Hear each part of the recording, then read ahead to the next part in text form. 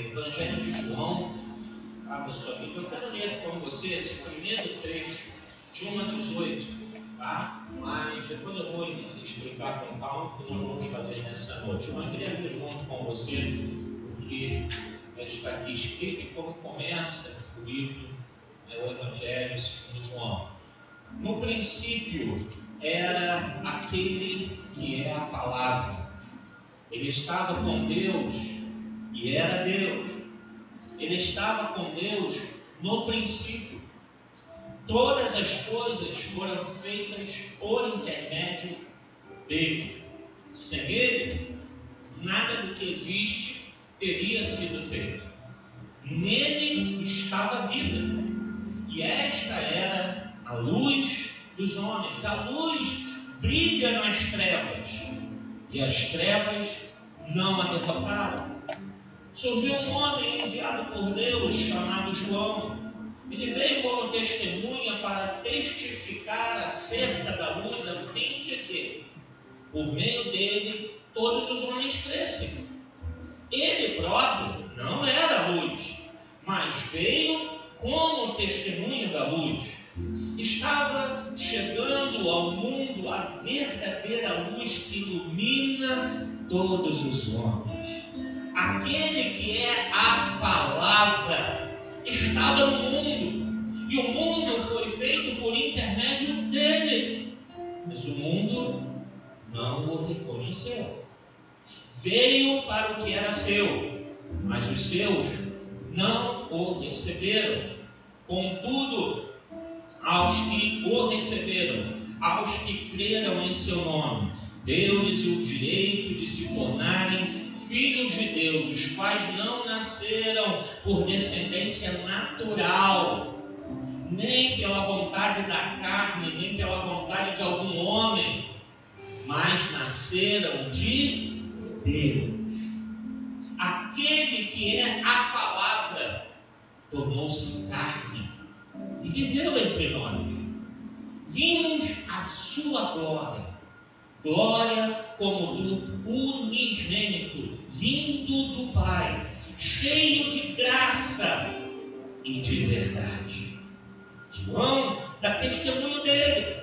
Ele exclama: este é aquele de quem eu falei, aquele que vem depois de mim é superior a mim, porque já existia antes de mim. Todos recebemos da sua plenitude graça sobre graça, pois a lei foi dada por intermédio de Moisés. A graça e a verdade vieram por intermédio de Jesus Cristo. Ninguém jamais viu a Deus, mas o Deus unigênito, que está junto do Pai, o tornou conhecido. Amém? Vamos orar ao Senhor. Deus e Pai,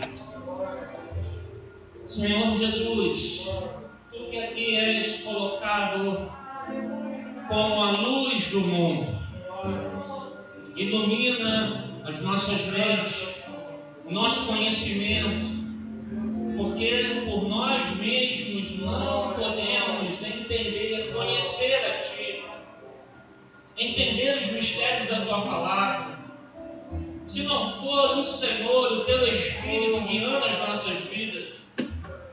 Este livro será algo enfadonho, sem sentido, contraditório, ineficaz, algo que não se aplica à vida. Mas quando o Senhor ilumina cada uma dessas palavras, quando Tu, ó Santo Espírito de Deus, vem falar aos nossos corações, este livro, ou esta coletânea de livros, Senhor, se torna luz para o nosso coração, poder na nossa vida, algo que vem realmente nos agraciar, a verdade que se abre diante de nós. Então, nessa noite, nos edifica, nos abençoa, na abertura desse estudo do Evangelho de João. O Senhor venha, ó Deus, trazer clareza à nossa mente, preparando os nossos corações para estudar, ó Deus, este livro, para aprender com o Senhor nesses 21 capítulos, nessas 21 semanas. Possamos ter a nossa vida edificada, Senhor, transformada pelo Teu poder. Eu me coloco, Senhor, como vaso em Tuas mãos. Nos abençoa nesta noite, rica e abundantemente. Assim oramos e agradecemos em nome de Jesus. E que a igreja do Senhor diga amém. Pode tomar o seu lugar, se sente agora.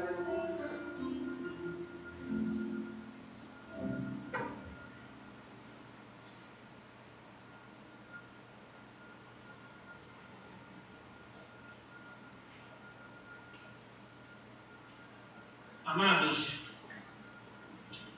diferente, bem diferente das outras vezes, dessa vez eu não quero entrar diretamente no capítulo 1.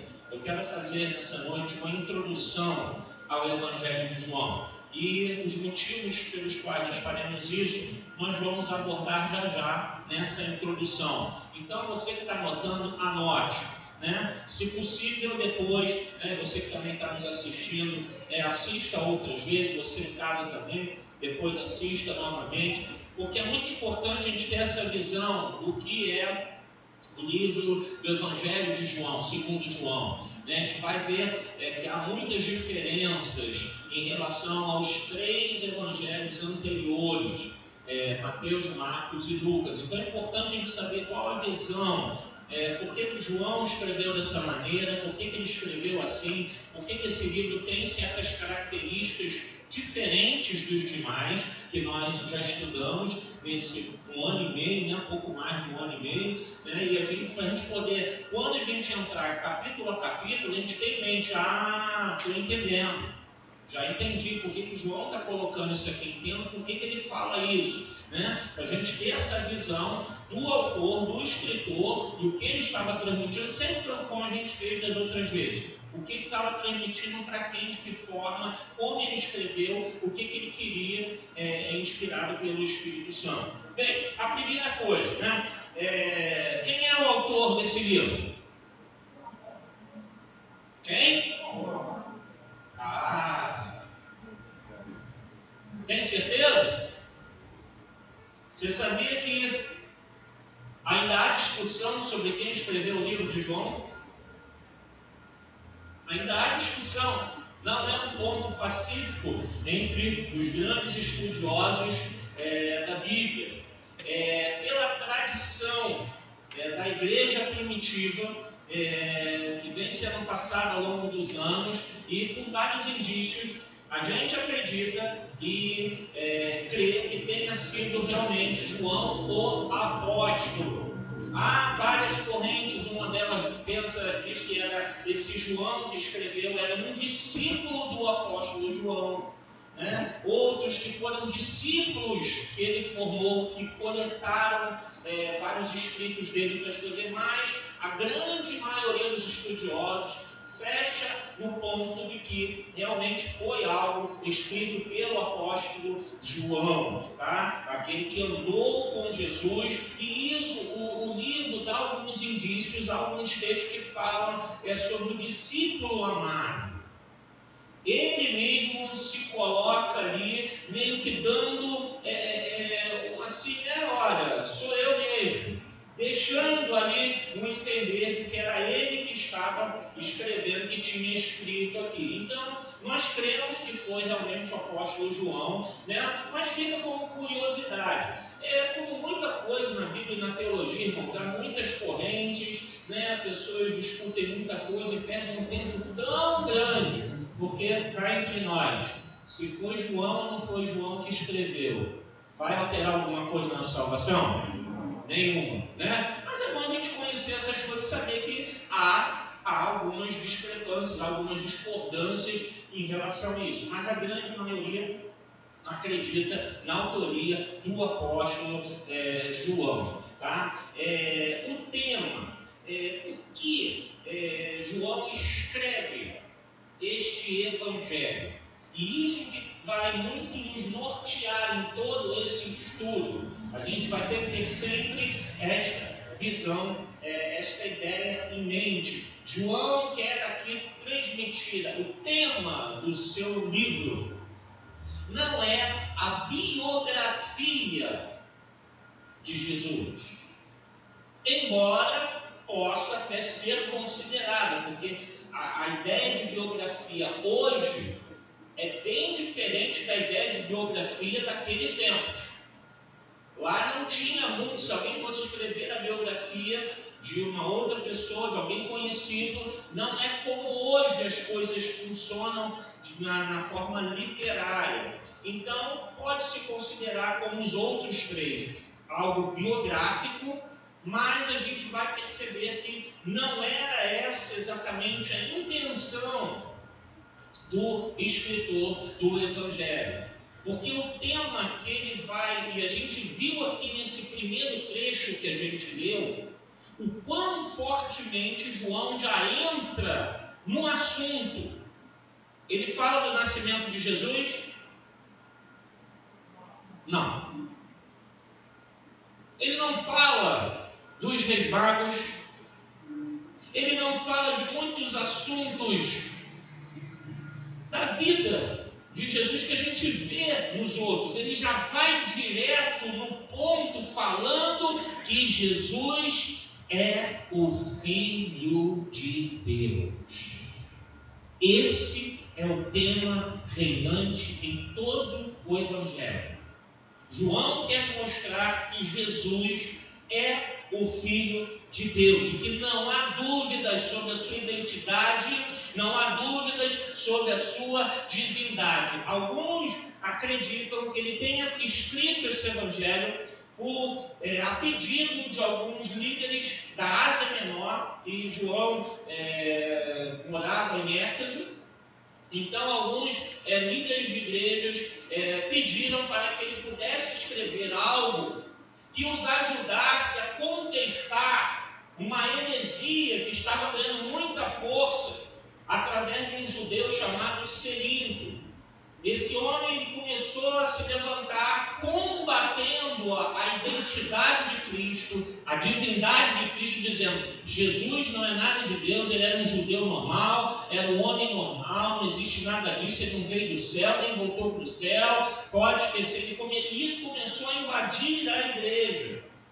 Então os líderes lembram de João, poxa, João andou com Jesus, e pedem a ele que ele pudesse escrever algo que falasse de Jesus, mas nesses termos, para dar indícios, para poder contestar, combater essa heresia. Então João vai nessa linha, que Jesus é o Filho de Deus. Então, durante todo o livro, a gente vai ver João atacando isso, colocando bem claro. E essa é a grande diferença dos outros três evangelhos. Porque quando você estuda Mateus, Marcos e Lucas, você vê narrativas tentando registrar realmente como uma biografia. Como Jesus nasceu, alguns botaram uma parte do crescimento dele, Jesus com 12 anos, o seu batismo, início do ministério, e foi até desenrolar mais detalhes sobre o seu sacrifício, sobre a sua prisão, vai tentando colocar mais detalhes nesse sentido da vida de Cristo. Por isso esses três evangelhos são chamados de evangelhos sinóticos, porque eles fazem uma sinopse, um resumo da vida de Jesus. João, ele sai totalmente dessa linha. João é um evangelho que, quando a gente lê, a gente fala: poxa, mas ele é tão diferente dos outros. E realmente é, porque ele não foi escrito com o mesmo intuito que os outros. Os outros escreveram, e lembra que a gente estudou, Mateus escreveu para os judeus, para mostrar que Jesus era o rei, era o Messias, para provar isso. Marcos já escreve com foco nos romanos, por isso ele é pequenininho, porque os romanos não gostavam de muito trelelê. Lucas já está visando os gregos, os gentios. Então tem que ser, o grego ele estudava muita filosofia, então tem que ser uma coisa mais embasada, muito bem planejada, porque eles queriam saber a respeito disso. Então eles estão os três narrando a vida do ministério de Jesus, mas com alvos específicos apenas de contar a história. João não. João não está preocupado em contar a história, porque ele já sabe que tem 3 contando. Já tem lá. Então ele vai tentar aqui fazer o que? Ele está colocando algo para provar a fé, para fundamentar a fé. Então a gente vai ver essa diferença muito grande entre os 4 livros. Você vai ver, a gente vai ver muitos textos aqui em João que não tem nos outros 3. Os outros 3 é muito fácil você ter lá até a referência que a Sociedade Bíblica já coloca. Ó, esse texto está lá também em Marcos, está lá em Lucas, esse está lá, está aqui, está lá, fazendo uma ação que tem ali uma proximidade muito grande. João não. Você vê que ele aqui já entra de sobra. Ele já está falando de Jesus como Deus. Ele não está preocupado que Jesus nasceu, que o anjo veio falar com a Virgem Maria. Ele não está preocupado com nada disso. O foco dele é outro. Então, há uma diferença, sim. Os evangelhos sinóticos têm um alvo, João tem outro. Quando eu falei que há muita contestação sobre a autoria, é porque esse livro, alguns acreditam que tenha sido escrito em um ano entre 80 a 95 depois de Cristo. Já outros acreditam que tenha sido escrito até um pouco depois, até o ano de 110. Então, difícil acreditar que João, o apóstolo, ainda estivesse vivo. Como não há uma certeza, naquele tempo não se pensava nisso, né? Vai escrever no livro. Hoje você vê qualquer livro, você abre a capa e as primeiras folhas tem lá, né? Primeira impressão.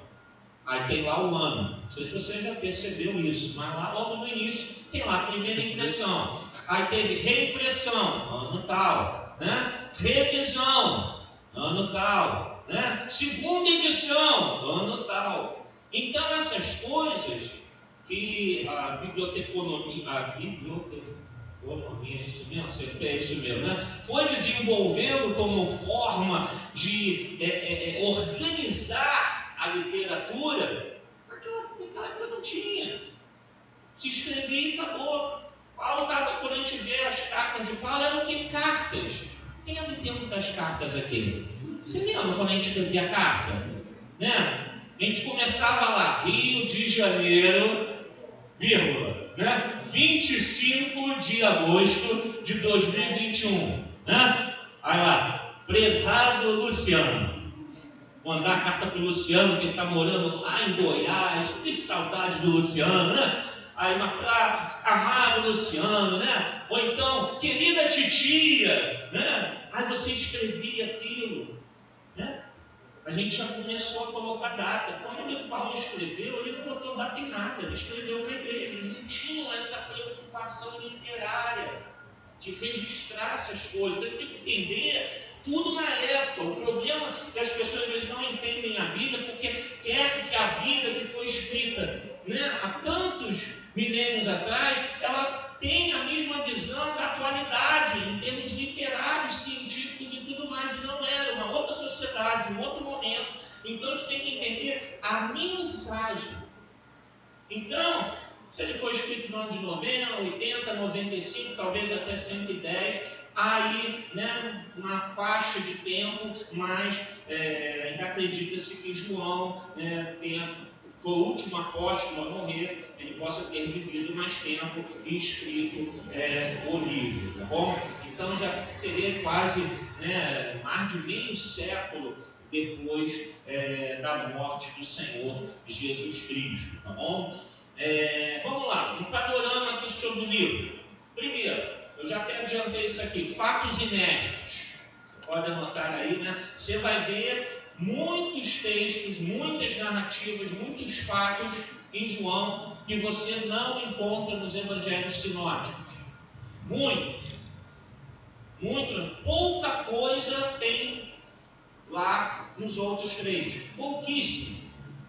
Como nós falamos, João não tem essa preocupação. Então, a gente vai, isso está aqui em João. Será que tem lá nos outros? Você vai ver, não está em Marcos, não está em Mateus, não está em Lucas. Aí você vê outra passagem, deixa eu ver se está lá. Não está também.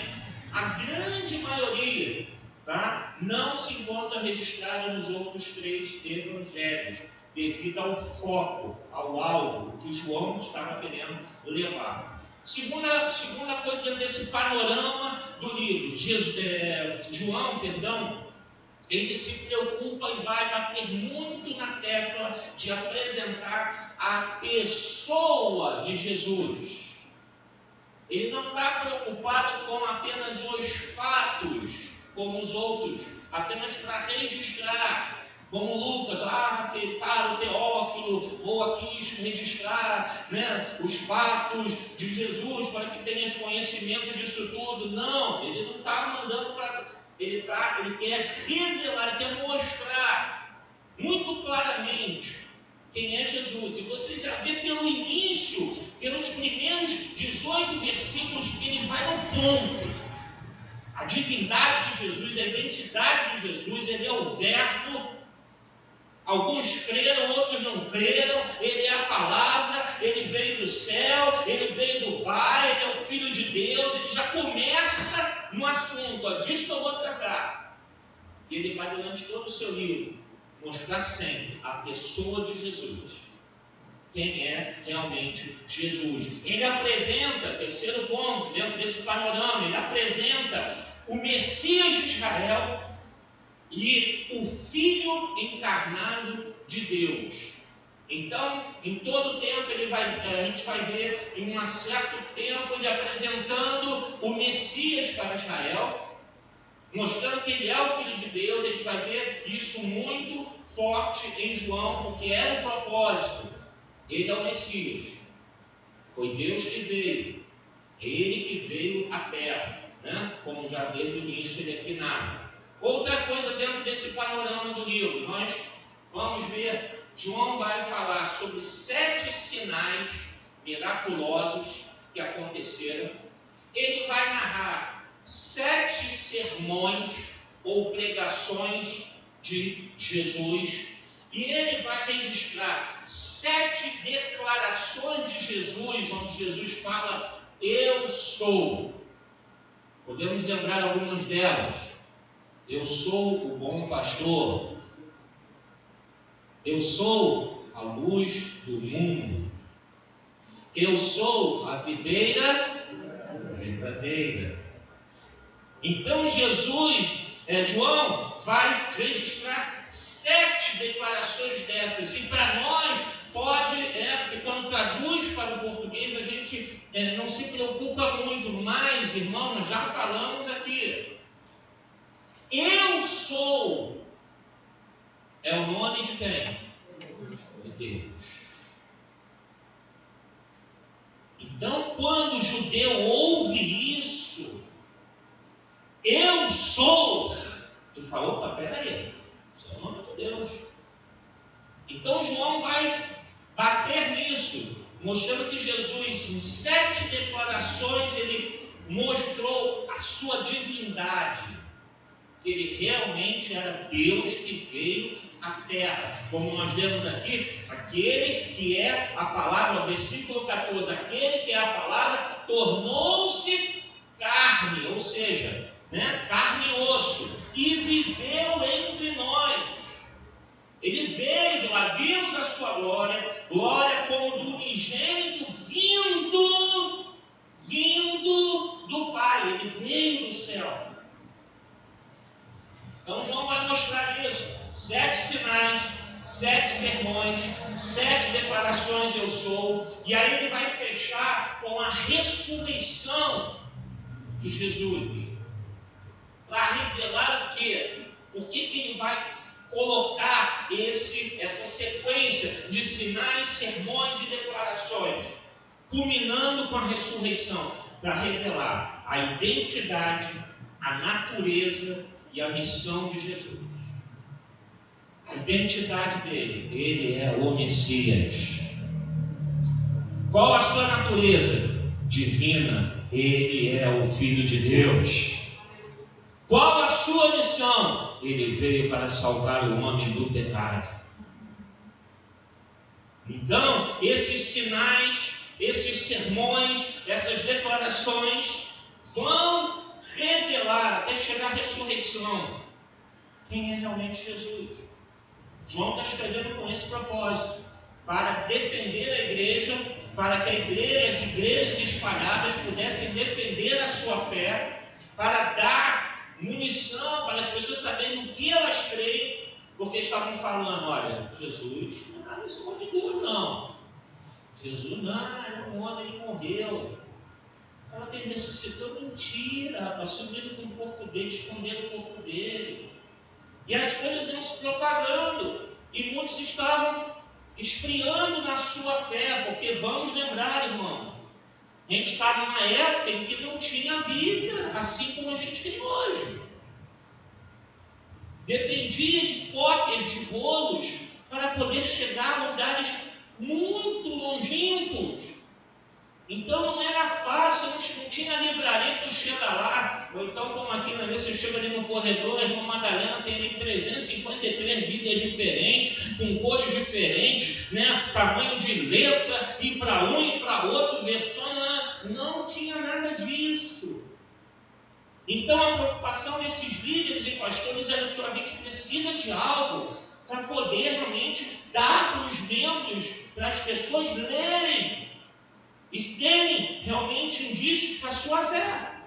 É o que João vai fazer aqui, mostrando quem é Jesus. Um esboço agora do livro de João, você que está anotando aí. O livro de João se divide em duas partes. A primeira vai do capítulo 1 ao capítulo 12. Essa sequência de capítulos, essa primeira parte do livro, vai falar sobre a encarnação, como a gente já viu aqui na abertura, né? Vai falar sobre o ministério de Jesus. João vai mostrar o ministério efetivo, na prática, né? Os sinais, os sermões, as suas declarações. Ele vai bater nisso aí e vai mostrar algo crucial: a rejeição de Israel. Israel, até então o povo de Deus, rejeita esse Messias. Diz assim, não, a gente não te quer. E ele coloca, nesse resuminho aqui no início, né, ele coloca dizendo, ele veio para o que era seu, mas os seus, versículo 11, os seus não o receberam. É disso que ele vai tratar, ele vai mostrar, tudo isso que Jesus fez, os sinais, os sermões, as declarações para Israel. E Israel disse, não te aceitamos como Messias. Isso vai de 1 a 12. Dos capítulos 13 a 21, nós vamos ver que como Jesus foi rejeitado por Israel, o que ele faz. Como está aqui no versículo 12, perdão. Contudo, aos que o receberam, aos que creram em seu nome, deu-lhes o direito de se tornarem... Vocês estão lá, gente? Versículo 12. Vamos lá comigo, então. Versículo 12. Acharam? A gente está no capítulo 1, só aquele trecho inicial. Contudo, aos que o receberam, aos que creram em seu nome, deu-lhes o direito de se tornarem o quê? Filhos de Deus. João está colocando isso aqui como quase como que um pequeno resumo, uma introdução do que será o seu livro. Então, de 13 a 21, ele mostra: Israel rejeitou ele, rejeitou esse Deus que veio à terra, rejeitou o Filho de Deus. Então, o que Jesus faz? Ele vai levar o Evangelho e vai começar algo novo. Jesus funda um novo núcleo de 12.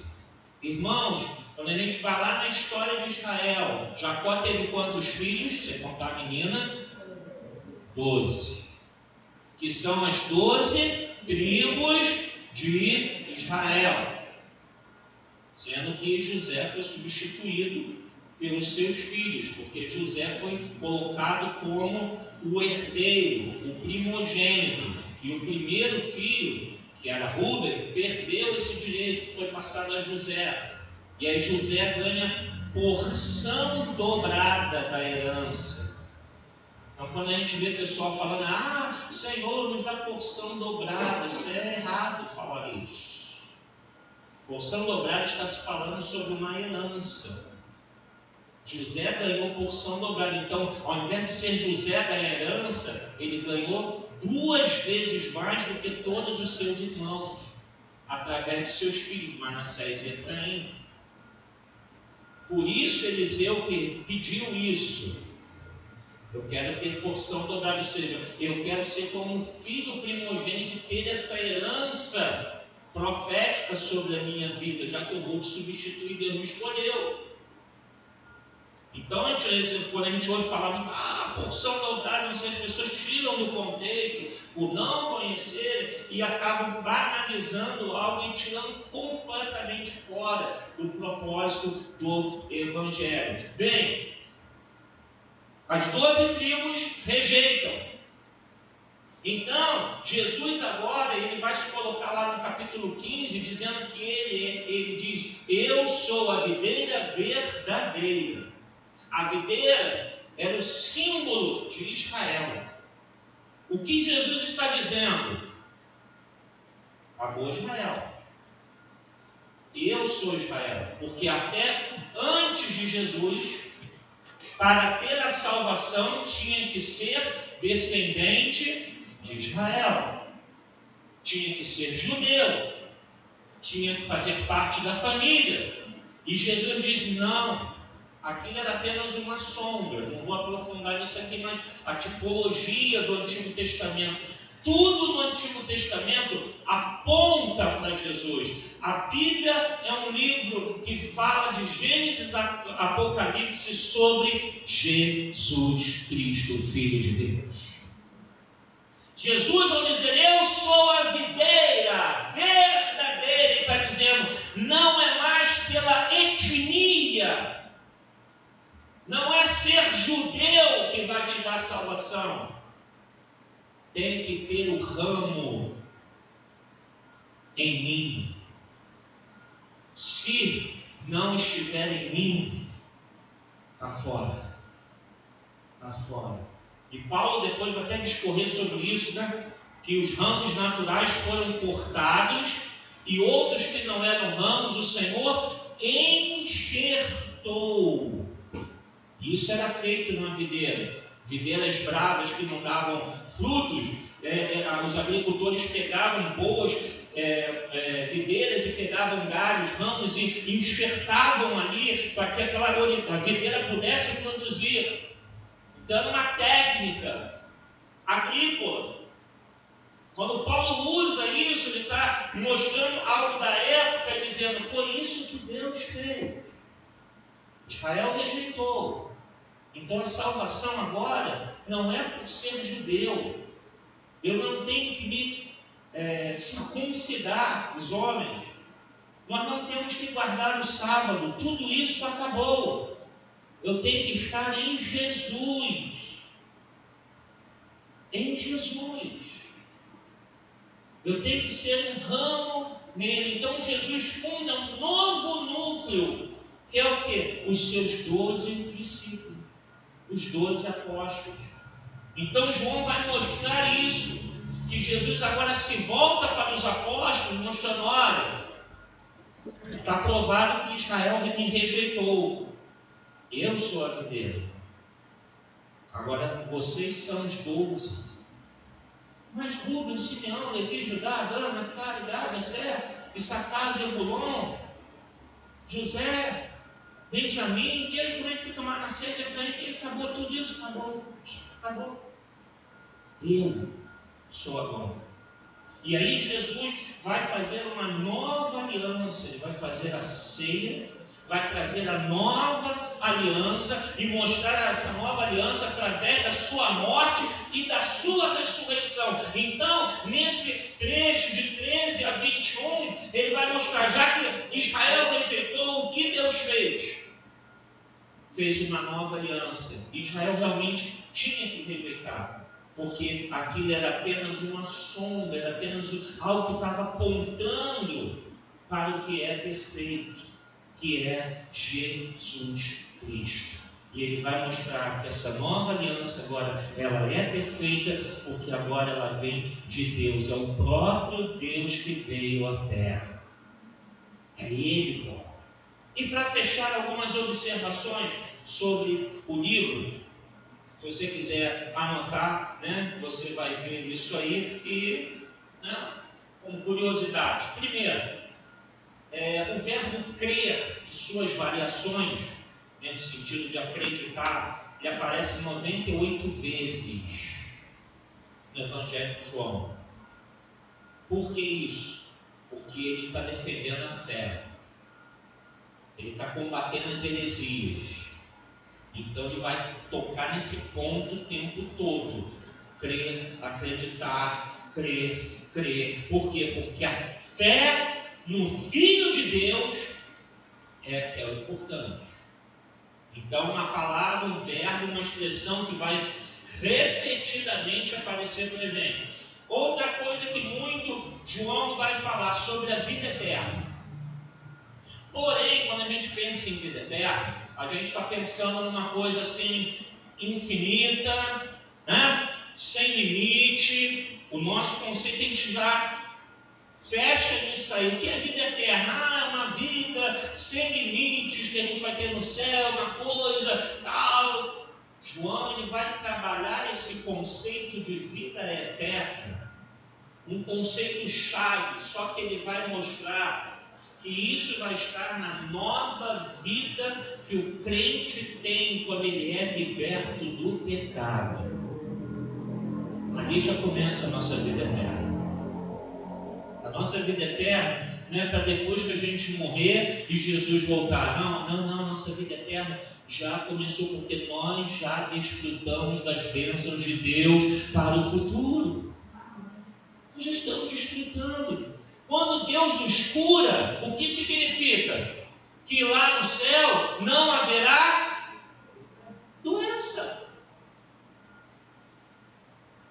Não é que Deus é uma máquina de fazer cura, eu tenho que ficar buscando toda a cura, né? Não, porque tem cristãos que morrem na sua fé, mas morrem doentes. Quantos faleceram aí agora de Covid? Servos de Deus fiéis. Perdemos pastores na nossa denominação. Mas quando Deus cura até de uma forma milagrosa, já é porque Ele está mostrando, isso é só para você ter um gostinho de que lá comigo não haverá doença nem enfermidade. Quando Deus nos dá prosperidade, não é porque assim, pronto, agora eu estou cheio de dinheiro, vou curtir a vida, vou aproveitar, Deus está me abençoando, então eu tenho que ficar buscando riqueza em Deus, Senhor, me dá mais, me dá mais, me dá. Não. Quando Deus nos dá alguma prosperidade, Ele só está dizendo para a gente assim, você está tendo agora uma vida melhor, né? Estou te dando algo melhor, você conseguiu um emprego legal, conseguiu comprar tua casa, né? Poxa, você está agora em uma outra condição. Eu só estou te mostrando uma coisa. Isso tudo aí vai passar, mas na eternidade comigo, você vai ter toda a provisão, você não vai ter falta de nada. Nada. Nada. Então João vai trabalhar esse conceito de vida eterna, justamente mostrando que, gente, olha só, quando a nossa vida está em Cristo e nós vivemos uma nova vida transformada, liberta do pecado, a gente já está vivendo a vida eterna. Ele já está operando isso em nós. Então ele vai trabalhar muito esse conceito, porque ele está se dirigindo às igrejas que estão sendo atacadas por uma heresia. Ele está falando para esse pessoal, gente, já tem que estar em Cristo, e já tem que estar vivendo essa vida. nele uma nova vida, uma vida transformada. Outra coisa, João, ele vai narrar 27 encontros pessoais com Jesus. É o que mais narra, registra encontros de pessoas com Jesus. Nenhum dos outros três faz isso, porque o foco é diferente. O João está mostrando que esse Deus veio à Terra sim, porque aqui eu só estou botando 27, só 27 que tiveram encontro pessoal com ele, viram ele face a face, tocaram nele ou ele tocou neles. 27 para reforçar essa mensagem. O que mais narra esses encontros de Jesus com pessoas ao longo do seu ministério. João vai trabalhar muito também, irmãos, a obra do Espírito Santo na vida do crente. Ele é o que mais vai falar especificamente, em mais detalhes, sobre o Espírito Santo, o Espírito da verdade, o Espírito que santifica, mostrando que a obra do Espírito já está acontecendo. E ela precisa acontecer mais e mais na nossa vida a cada dia. Então ele vai mostrar a obra do Espírito Santo que já estava havendo naquele momento, naquela época, e que isso se prolonga na vida da igreja. Então ele está escrevendo para as igrejas: olha, o Espírito Santo está aí trabalhando, está operando na vida de vocês. E ele vai falar muito sobre a verdade.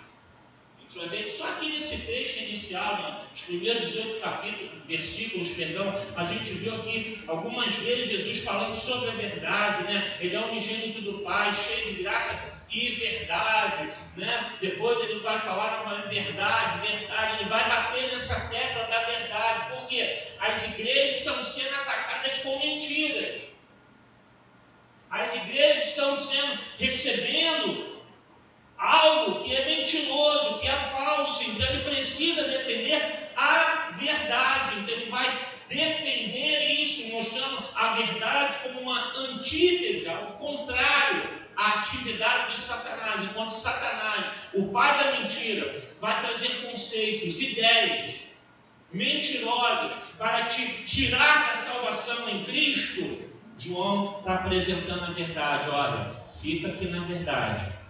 Fica na verdade, porque Jesus é a verdade. Jesus, quando faz a declaração: eu sou o caminho, a verdade. João vai colocar isso ali. Eu tenho que estar em Cristo para viver a verdade, viver Cristo Jesus. Só assim eu vou poder combater toda mentira, heresia, qualquer coisa que vá surgir dentro da igreja, porque as heresias não surgem fora, as heresias vêm de dentro. Os grandes problemas que nós estamos enfrentando hoje na igreja cristã evangélica no Brasil é a própria igreja que causou. Não veio de fora, foi de dentro. Quem está vendo no cenário das igrejas do nosso país vem da onde? De dentro. Heresias, mentiras, evangelho deturpado, evangelho distorcido. Da onde surgiu isso? De dentro. Como combater isso? Com a verdade. O que é a verdade? Jesus, a palavra, o verbo vivo que desceu do céu. É com isso que eu tenho que combater, dizendo não. Mas hoje tem igreja, tem cristão que está aceitando o aborto. Não. Mas hoje tem igreja que aceita o homossexual. Eles podem até casar. Tem igreja que os pastores e as pastoras são gays. Inclusiva. Algo mais moderno. Vamos dizer não. Vamos dizer, não aceitamos isso, porque isso não é a verdade da palavra. Era isso que João estava fazendo. Combatam toda mentira de Satanás. E João vai dar muito ênfase, para fechar agora, no número 7. 7 sinais, 7 sermões. Você reparou isso quando eu falei? João vai colocar 7 sinais miraculosos, 7 sermões, 7 declarações eu sou. Você já leu o Apocalipse? 7 selos, 7 igrejas, 7 anjos, a mesma didática. Por que o 7? Porque o 7, na numerologia bíblica e na cultura judaica, é algo que mostra divindade, a completude. Deus. Por que ele coloca 7 sinais? Jesus fez sinais de Deus. Por que ele coloca 7 sermões? Jesus pregou sermões com a palavra de Deus.